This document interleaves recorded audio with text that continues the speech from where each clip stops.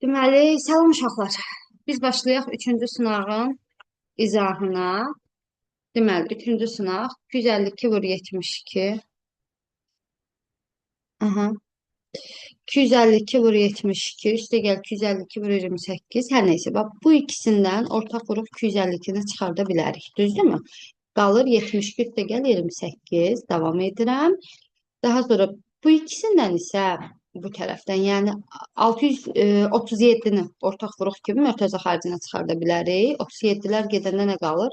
625 üstə gəl 375. Deməli, 252 vurulsun, 72 üstə gəl 28 100. Üstə gəl 37 vurulsun. Deməli, 625 üstə gəl 375. Bu da bizə verir 1000. Limon hesaplamaq asandır. 252-ni 100-ə vursaq 2 0 gəlir. 25200. 37-yi də 1000-ə vursaq 37000. Sonra da bunları toplaya bilərik. 0 0 2 12. Belə bir cavab olmalıdır. 62200. Birinci testimizin düzgün cavabı. Tənliklər dərsinin həllini yadınıza salın. Demişdim ki, əməllərin tamam əksidir.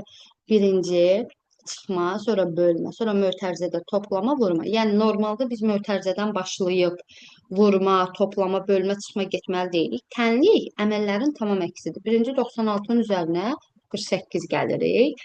14, 13, 144. Bu birinci əməl. Sonra ikinci, hansı ədədi 4-ə bölsəm 144 edir. 144-ü vururam 4-ə. Yenə deyirəm, tamam onun əksini edirəm. Deməli o 460, 16, 576. Üçüncü nə edirik? 24-ün üzərinə nə əlavə etsək 576 olar. 576-dan çıxırıq 24. Bu da bizə verir 552. Dördüncü isə 8-i nəyə vursaq 552 olar. 552-ni bölürük 8-ə. Bu da bizə verəcək 69. Yəni ikinci testimizin düzgün cavabı. 3. Biri digərindən 3 dəfə böyük olan. Yəni biri x-dır, digəri 3x-dır. Cəmi də 96. Tənlik quraq 4x bərabər 96. 96-nı 4-ə bölsə 24.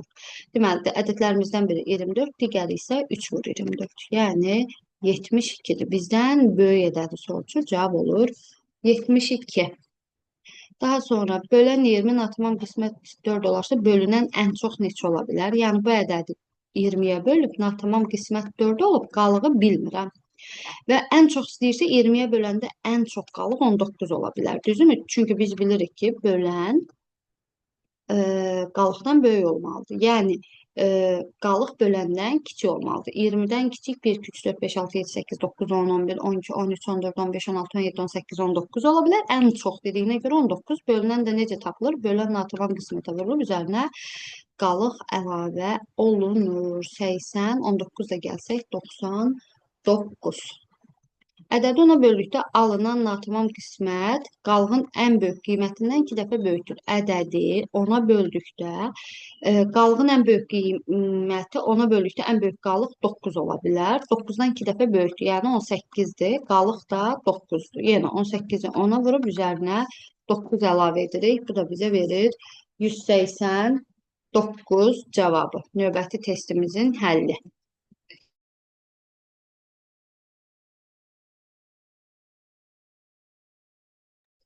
Sonra 6-cı testə baxırıq. Azalan 72 vahid azaldı. Çıxılan 18 vahid azaldı. Fərq necə dəyişər?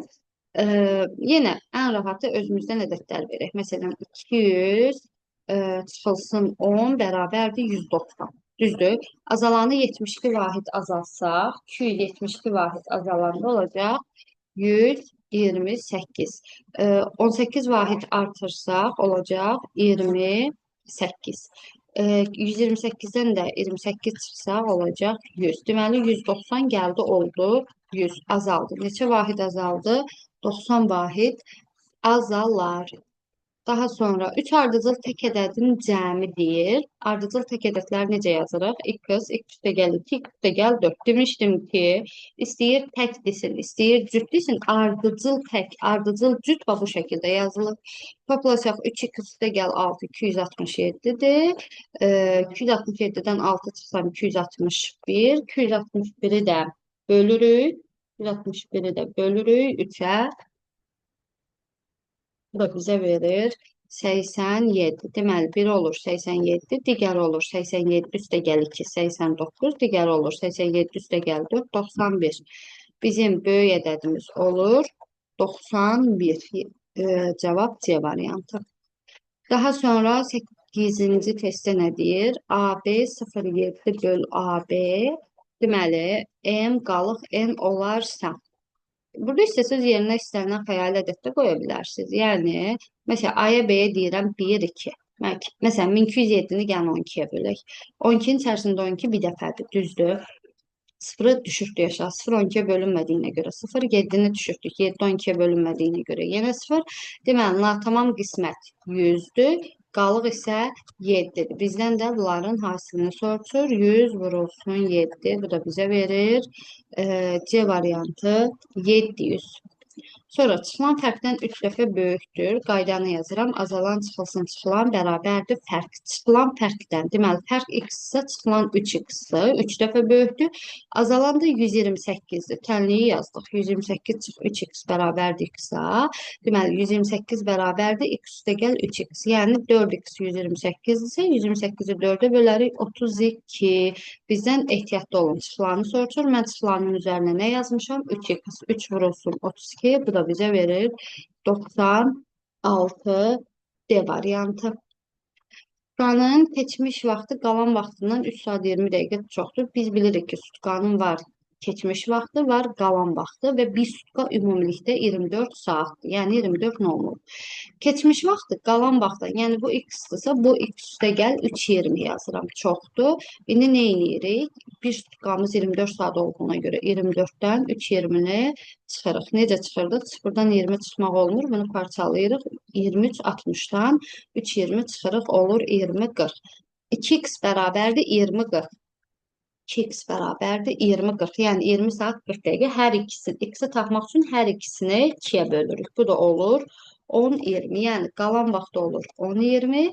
Keçmiş vaxt 10-20 üstə gəl 3-20. Bu da bizə verir 13-40. İndi saat neçədir sualı bilin ki, indi saat neçə sizdən keçmiş vaxtı soruşur. İndi saat neçədir sualı varsa keçmiş vaxtı soruşur. Cavab olur 13:40. İndi saat 11-dir. 99 saatdan sonra bunun da asan yolu nədir? Burada verilən ədədi həmişə 24-ə bölürük. Niyə 24-ə? Çünki bir günümüz 24 saat olduğuna görə. Burada önəmli olan qalıqdır. Bu da olur 4, qalıq 3. İndi sualı belə oxuyun. Ebil burada 99 deyil. Burada 99 deyil. Qalığı yazırıq. Həmişə 24-ə bölürsünüz. İndi saat 11-dir. 3 saat sonra neçə olacaq? İndi saat 11-dirsə 3 saat sonra olacaq. 11 üstə gəl 3, 14. Məsələn, burada 3 saat əvvəl desəydi, 11 çıxır 8 yazardıq. 100 saat deyir, 120 saat deyir, 135 saat deyir, nə bilməyin, 318 saat deyir, fərqi yoxdur. Verilən ədəd 24-ə bölüb, ancaq bizə lazım olan qalıqdır. Bura qalığı yazırsınız. Daha sonra deyir ki, bu ədədi böl və gəlin bölək. 23-ün içərisində 23 bir dəfədir. Düzdür. 0-ın içərisində 23 yoxdur. 2-ni düşürtdüm. Yenə yoxdur. Yenə 23-ün içərisində 23 bir dəfədir. Düzdür. Yenə 2-ni düşürtdüm. 2 23-ə bölünmür. 21-i düşürtdüm. Yenə bölünmür. Deməli, mənim natamam qismətim 100.100. Qalığım da 21. Bunları da toplasam, yəni 100.000 100-ün üzərinə 21 gəlsin. 100.000 121. 12-ci testimizin düzgün cavabı. Bu sonda sıfırları çox vaxt uşaqlar yeyir. Ehtiyatlı olun orada. Daha sonra bölünən 2376-nın natamam qismət 53 qalıq. 2376-nı nəyəsə bölüb 53 alıb, qalıq da 44. Bölən necə tapılır? 2376-dan qalığı çıxıb, alınan ədəd natamam qismətə bölünür. Deməli, 2376-dan çıxıram 44-dür. 2332 bölürəm 53-ə, düzgün cavab olacaq 44 A variantı. Sonra ədədi 7-yə bölərkən alına biləcək qalıqlar, qalıq həmişə böləndən kiçik olmalıdır. Düzdürmü? Bölən də 7-dir. 7-dən kiçik ya 1-dir, ya 2-dir, ya 3-dür, ya 4-dür, ya 5-dir, ya 6. Bunların cəmi. Bir üstə gəl ki 3, 6, 10, 15, 21. Düzgün cavab oldu 14-cü testimizdə. A variantı. Daha sonra geldik tənlikdir yenə. Tənliyi nömrələmə üsulu var. Yenə burada bir dənə misalımız var. Düzdürmü? 156 böl 13. Bunu bölək. Bu çünki bunun hazır cavabı var. Başa düşdünüz? Əslində toplama çıxımı ilə başlamalıyıq. Yəni normalda bu belədir. 24 x üstə gəl 8 üstə gəl. Zaten 156 böl 3 hazır misaldır. 12 bərabərdir 27. İndi buradan nömrələməyə başlayaq. 1, 2, 3, 4. Yəni birinci 27-dən çıxıram 12-ni. 15, bax 27 və 12 getdi. Sonra 1200-ü bölürəm 15-ə. 80, bu da getdi. Üçüncü 80-dən 8 çıxıram 72, bu da getdi. Dördüncü də 72-ni 24-ə bölürəm. Cavab olur 3. 15-ci testimizin düzgün cavabı. 16-da nə deyir? Bölünəni 15 dəfə artırıb bölən yenə nə yazaq məsələn? Yazaq ki, 5 dəfə azaltdıqda. Yazaq məsələn 20 böl 10 bərabərdir 2. Bölünəni, bu bölünən, bölən, bu da qismət. 15 dəfə artırsam, 20-ni 15-ə vursam 300. Böləni 5 dəfə azaltsam, böləni 5, onu 5 dəfə azaltsam olur 2. 302-yə böləndə 150. Düzdürmü? Cavabım 2 idi, 150 oldu. Artdı. Neçə dəfə artdı? 150 böl 2, 75 dəfə artar. Yəni mən bu cür misalların, bu cür tapşırıqların xəyali bir misal üzərində həllinin tərəfdarıyam. Gəldik 17. Artıq burada tənlik deyir. Hesabdır. Birinci, ikinci mötərizə, sonra üçüncü, sonra dördüncü. Düzdürmü? 108-i bölsəm 12-yə 9. Sonra 72-nin üstə 9 gəlsəm 81. Sonra 81-i 3-ə bölsəm 27. Ən sonda da 27-nin üzərindən 13 gələrəm. Düzgün cavab olacaq 40. D variantı. Sonra bucağının uzunluğu enindən 8 santim böyükdür. Yəni uzunluq nx-dırsa uzunluq x üstə gəl 8-dir. Biz də bilirik ki, eni və uzunluğu toplayıb 2-yə vursaq perimetr alınır. X üstə gəl 8 bərabər 96 böl 2 48. 2x bərabərdir 48 çıx 8 40. X bərabərdir 20. Deməli biri 20-dir, biri də 28-dir. Bizdən uzunluğu soruşur. Cavab olur 28. 19-cu testə baxaq. 4 ardıcıl deyirsə, biri x, biri x üstə gəl 1, x üstə gəl 2, x üstə gəl 3. Əgər ardıcıl tək və ya ardıcıl cüt desəydi, 2, 4, 6 yazardım burada. Bir bu cəmi, bu cəm neçədirsə 15-ə bölüb, alınan qismətdən 7 çıxıb, nəticədə 19 aldılar. Bir əksini edirik. 19-un üstə 7 gəlirik, 26. 26-nı da vururuq. 19-un üstə 7 gəldik, 26 vururuq 15-ə. 390. Deməli, 4 ardıcıl natural ədədin cəmi 390-dır. İndi tənliyi həll edək. 4x üstə gəl 6, 390-dırsa, 390-dan çıxırıq 6-nı 384. 384-ü də bölürük 4-də 96. Yəni biri 96, 97, 98 və 99. Ən böyüyə də olur 99. Yəni C variantı. Gəldik 20-yə. Qisməti tapın deyir. Gəlin ədədi burada yazaq. Bölək 8-ə. Deməli, qismət neçə rəqəmlidir? Aha, 11-in içərisində istəsəz indi dediyimi sonunda tapa bilərsiniz. Məsələn, bax 11-in içərisində 1, sonra altını düşürdə 1 rəqəm, 2, 3, 4, 5, 6 ya da cavabı tapın. 11-in içərisində 8 bir dəfədir. Düzdürmü? Burada 11-dən 8 çıxdıq, 3, 36-nın içərisində 4 dəfə. 32, sonra 4-ü düşürtdük 45-də 5 dəfədir. Sonra 4-ü düşürtdük 6 dəfədir, 48. Düzdürmü? Sonra 63-də 7 dəfə olacaq, 56. Sonra 72-də də 9 dəfə. Yəni cavab olacaq 9. Yox, 145.679. Yox, belə tapmaq istəmirsinizsə, yenə deyirəm. 1, 2, 3, 4, 5, 6, 7 rəqəmlidir, düzdür, ədəd öz. Amma 1-in içərisində 8 yoxdur deyə biz 11-dən başlayırıq, düzdür. Zaten 432 8-ə tam bölünür. Deməli, cavab tam ədəd alınacaq. Qalıqlı deyil. 11-in içərisində 8 olduğuna görə biz burada olacaq 1, sonra 2, 3, 4, 5, 6. Bu şəkildə 6. Ya da ki, hazır cavabı tapıb rahatlı hesablaya bilərsiniz. İşinizi risk atmazsınız. Sonra 3 ədədin cəmi 174-ə bərabərdir. İkinci ədəd 1, 2, 3. 3 ədədin cəmi. İkinci ədəd Birincidən 18 vahid, üçüncü ədəd ikincidən 12 vahid çoxdur. Deməli, ikinci ədəd birincidən 18 vahid çoxdur. Onda ikinci ədəd birincidən 18 vahid çoxdur. İkinci ədəd üçüncü ədəd isə ikincidən 12 vahid çoxdur. Yəni x üstəgəl 18 üstəgəl 12 bu da olur x üstəgəl 30. Bunların cəmi də yəni x üstəgəl 18 x üstəgəl 30. 174. Okey. 3 dənə x-imiz var. 174-dən də çıxıram. 18 ilə 30-u toplayanda neçə eləyir? 48. 3x bərabərdir. 174 çıx 48, 126, x bərabərdir 42. Birinci ədəd 42-dir, digəri 42 üstəgəl 18, 60-dır. O birisi də 42 üstəgəl 30, 72-dir. İkinci ədədi soruşur, düzgün cavab olur 21-ci testimizdə B variantı. M natural ədədini 7-yə böldükdə qalıqda 5 alınır. Elə ən rahat M-in yerinə 7 üstəgəl 5 götürün. Bu hazır rahat bir üsuldur. 7 üstəgəl 5, 12. 12-yi 7-yə böldükdə qalıqda 5 alınır. 6 vur M üstəgəl 1. Yəni 6 vur 12, 72 üstə də 1 gəlsəm 73. 73 ədədini 7-yə böldükdə qalıq olur 3.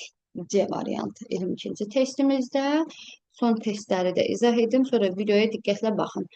Deyir, uzunluğu 108 sm olan parçanı 3 hissəyə böldülər. İkinci hissənin uzunluğu birincidən 2 dəfə böyükdür. Düzdürmü? İkinci hissə, bu x-dırsa, ikinci hissə birincidən 2 dəfə. Üçüncü hissənin uzunluğu ikincidən 3 dəfə böyükdür. Yəni 2x vur 3, bu da 6x-dir. Hamısını toplasam 108 olur. 9x 108-dirsə, 108-i 9-a böləndə 12. Bu olur 12, bu 12 vur 2, 24, bu da 12 vur 6, 72. İkinci parçanın uzunluğunu soruşur, cavab oldu 24 B variantı. Sonra böləni tapın. Yenə deyirəm, bayaq da başa saldım. Böləni tapmaq üçün bölünəndən qalığı çıxırıq. Bölürük natamam qismətə. 278 çıxdıq 8-i 270. 270-i də bölürük 15-ə. Cavab olacaq 18 C variantı. 25-ci testə baxın. Kvadratın tərəfini 6 sm azaltdıqda onun sahəsi 64 oldu. Yəni əvvəl kvadratın tərəfini 6 azaltdıqda. Əvvəl neçə idi bilmirik. Yəni tutaq ki x idi. X çıx 6 azaltdıqda sahə oldu 64. Biz də bilirik ki A vur A 64 olmaq üçün A neçə olmalıdır? 8. Deməli x çıx 6 8 olubsa əvvəlcə x neçə olub? 14. Əvvəlki kvadratın sahəsi olacaq o zaman 14 vur 14. Bu da bizə verəcək 196. Yəni 25-ci testimizin də düzgün cavabı D variantı. Siz indi diqqətlə izahları dinləyirsiniz. Daha sonra birazdan da çəkəcəm yerdə qalan 4, 5, 6, 7-nin izahını çəkib YouTube kanalında paylaşacağım. Uğurlar hər birinizə. Yenə deyirəm, səhv elədiyiniz testlərin izahına təkrar baxın.